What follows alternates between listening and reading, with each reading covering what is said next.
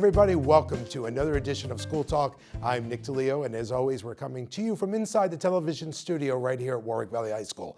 Now, I have to admit, I have been waiting for this episode for quite some time because thousands of students come and go every year, but one thing remains the same: the teachers. And today, I'm joined by several of my colleagues with whom I've had the privilege of working with for over 2 decades. Please join me in welcoming the following: Mrs. Janine Fogler, Mrs. Marilyn Brzezicki, Mr. Ray Mark, and Mr. O'Connor. Hello, guys. Welcome to School Talk. It is so good to see all of you here. Nothing to be nervous about. Now, the kids have set up a bunch of questions for us, which we'll do in a minute. But I have to start with my own. So, control room, just sit tight for a minute. Here's my first question. Did you ever think we would be considered the senior staff? Who wants that? Heck no. I can remember when I was the youngest on the staff, and I was the baby. I had the baby nickname, and wow, that went fast. Yeah. I remember the day that Mr. Mark and I were hired because we came in on the same exact day. I remember him showing up with his little briefcase for the interview.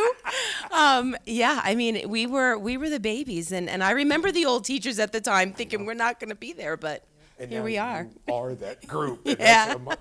Mr. O'Connor, Dennis. A bunch of the older teachers called me, Rook for rookie my first couple of years, even though I was 27, 28. They know how old I was. Correct. But now, there's a bunch of teachers that have come through the building that I either coached or taught, so I really am one of the old guys.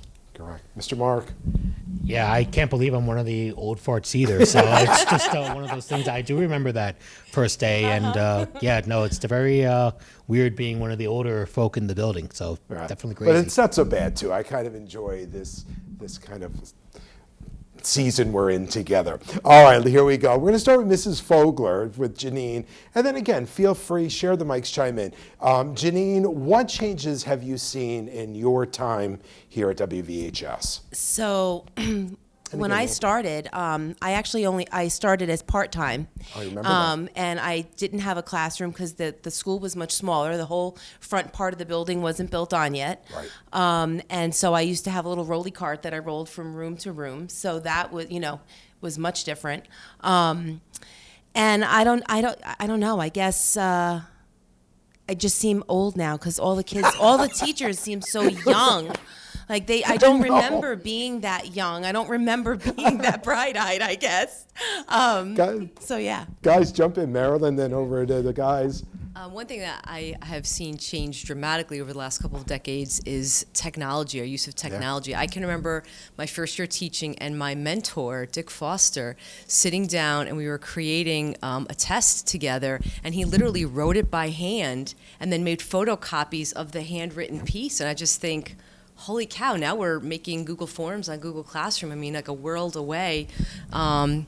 Another thing that I think has changed a lot too, which I'm happy to see, is just, I think our attitudes about acceptance and kids being able to kind of express themselves.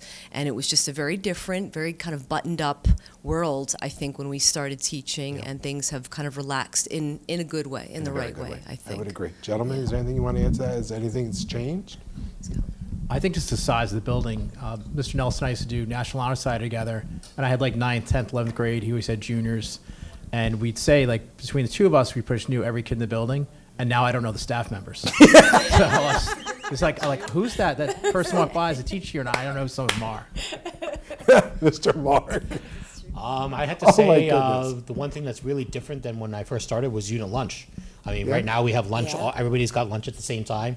I mean, back then we had 3 different lunch periods, and everybody sat in the cafeteria. It was very different. So Absolutely. Very different time. All right, we want to change the mood a little bit. Mr. Mark, you still have the mic. So Ray, we're going to go for the next question. And again, all of you, try to think of this, and I'll tell you mine as well. Give us your funniest story from your classroom. Do you have one for us to share? Well, I don't have a funny story about my classroom, but I do have a funny experience. So years ago, when we did Family Feud, you were supposed to be the host, but you got pink eye that I did. So we had to call in a ringer, and we called in Mr. Candia, Yep. and he was a great ringer. but Mr. Candy has a tendency to talk a little fast. So he said the question really quickly, and it was with a retired administrator now and a student. And the question was, name your favorite type of Mexican food. Okay. And the retired administrator very buzzed in quick and very proudly said, spaghetti. And the whole auditorium laughed, and she looked at us and was like, what's going on? And they're like, yeah, that wasn't the question. It's like, sorry, it was, what's your favorite Mexican food?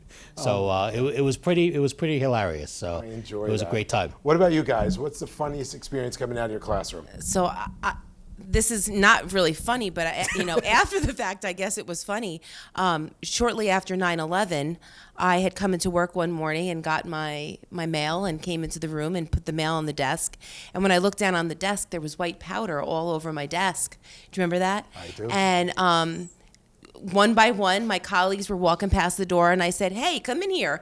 There's white powder on my desk. And about 4 colleagues in, the assistant principal walked in and said, everybody out. They quarantined my room. They called the buses back, had the kids leave. They were afraid it was some kind of chemical. They put us, the hazmat people came. They wanted me to take a shower out in the parking lot. It was such a story.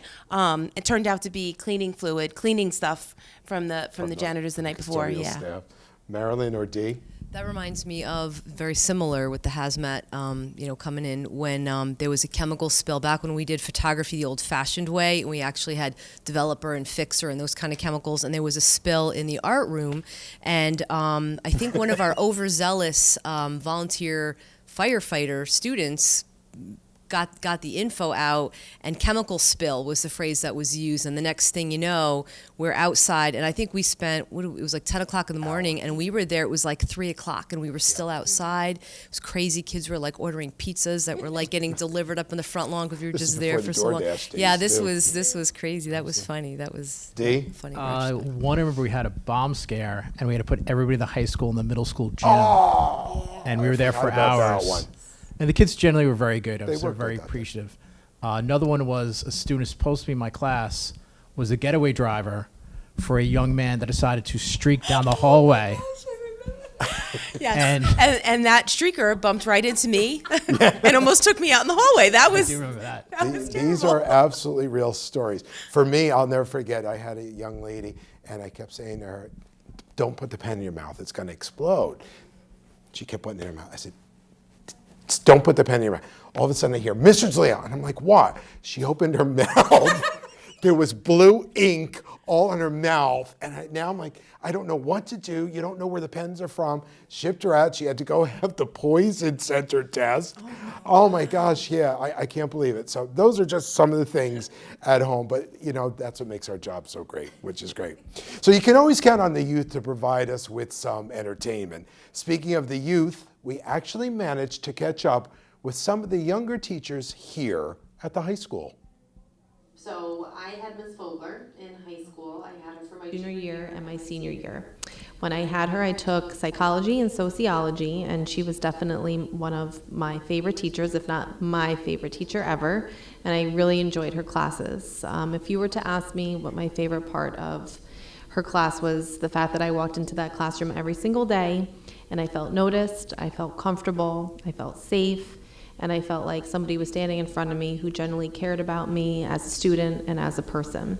She is the reason why I became a teacher today. She is the reason why I try every single day to be a better teacher, and I am so thankful for her and all that she did for me. Don't cry, Janine. It's too late. I'm already What do you crying. think, Janine? That's awesome. And of course, for those of you who don't know who that is, that's Ms. Bugash, and she is in my department. She's a fellow English teacher. Okay, I think from my teleprompter, we're going to go to our second young teacher interview. Hey, this is Mr. Ratoshin. I just want to give a quick shout out to one of my former teachers who's now one of my colleagues. I first want to say, between Mr. O'Connor, Mr. Meyer, and so many people, they left a real big impression on me. But I got to say, I want to talk about quickly is Mr. Braymore, the Jedi Master. I transferred into his math class relatively second quarter during my freshman year of high school. I didn't like math. I still don't like math. But I got to tell you, he left a very lasting, great impression on me that is now part of my teaching legacy. He stayed with me almost every afternoon towards the end of the year. just so I can get through math and understand logic and stuff I still don't understand quite. But I tell you, as a teacher, he taught me, and as also as a person, never to give up, and again, to believe in your students, believe in people. So the force is strong with him, and it still is, and it will forever. And I'm always grateful and honored that I had the pleasure of being taught, mentored, and now I get to call him a colleague. Thank you, Mr. Raymar. The force is strong with you. And yeah, Mr. Mark, reaction. Oh my goodness! So I can't believe that picture, but I think you're wearing the same thing, just reversed. I think so. I think so. Yeah, no, it's great. You know what? I always think of the kids and want them to do the best and training them to be their own Jedi. So it's pretty cool. It's pretty cool. Awesome, Ray. And of course, that was Kevin Atoshin from our history department. Here is our third young teacher interview. When I was growing up in 7th grade and in 8th grade, I had Coach O'Connor for modified soccer, so that's when I first got to know him. And then I had him again as a 10th grade student in social studies, and I really enjoyed his classes, and I'm happy to be working with him as a colleague and a friend right now. I look thinner now than I do there. The nice thing about it, I actually had Mr. Toshin in 7th and 8th grade soccer, and then 9th and 10th grade, and Mr. Jacobson too. And one of the funny things is that the guy who was my AP US teacher my junior in high school was best man at my wedding. So you do have a big influence on, circle of life kind of that. And there's a number of guys that played soccer for me or that I had in class that I'm still friends with. And that's one of the nice things about teaching. All right, for those at home, that was Pete Sherman. He's in our math department, more instructional technology. Do I have that right, Ray? Science, yeah. He's great. All right, here comes our next young teacher interview.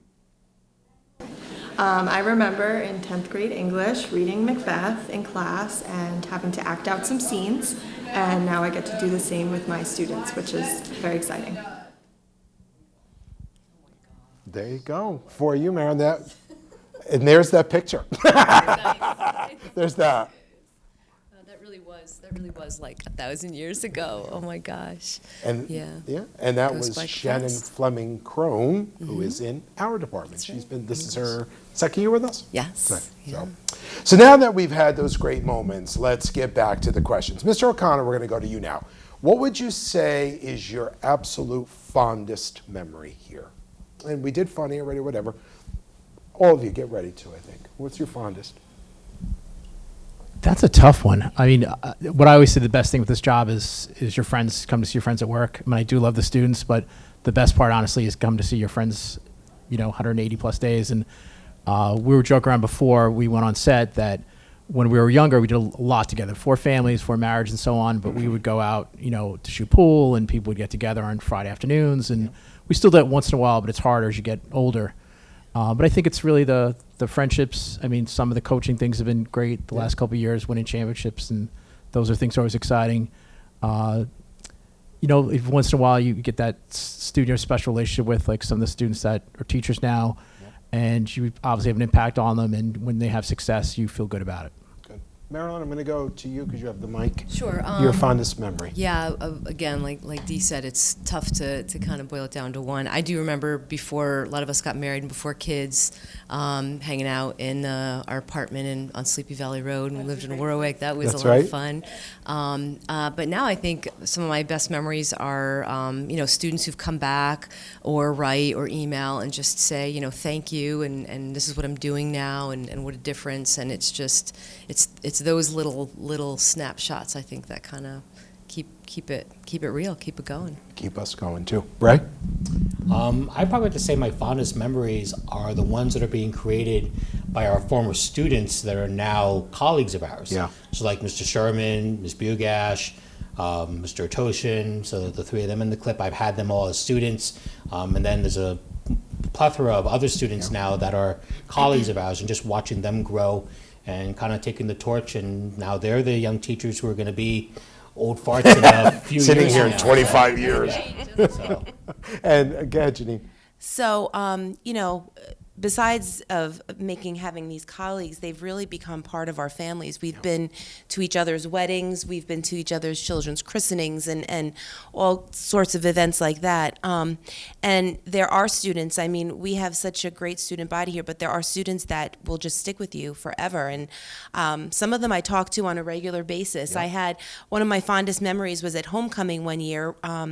Me and another student, Jo Marie. Sure. Her and I were hungry, and so we ordered Chinese food, and we had a concrete picnic, is what we called it.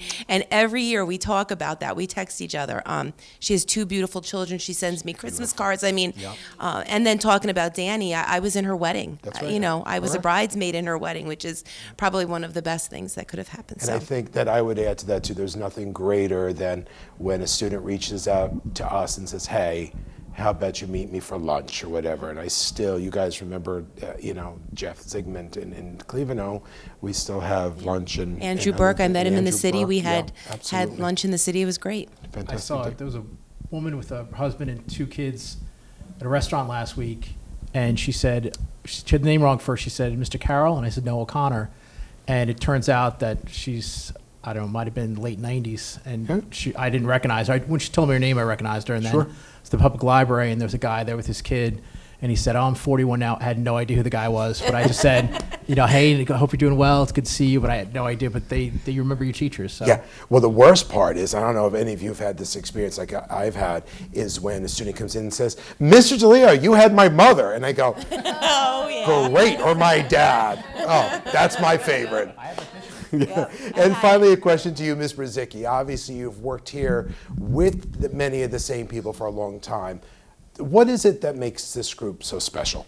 Oh, geez. I think just the fact that I feel like everybody is here for the right reasons. We all want to see our students succeed, and we're all willing to go above and beyond and just do what needs to be done. So many of us are involved in so many other activities, advising clubs, multiple clubs, coaching sports, doing all kinds of hosting, the Wildcat News, and just being around the kids and watching them, grow and thrive. And we're in it 110%. I don't think many of my colleagues are not in it all the way. I agree.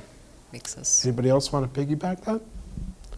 Yeah, we are a very fortunate group here that we've been together through a whole lot of laughs, certainly a lot of tears, but at the end of the day, we're all one great group. So, well, that'll do it for today's edition of School Talk. I had an incredible time getting to sit down with some of my colleagues, who I also want to make sure I say are also my friends.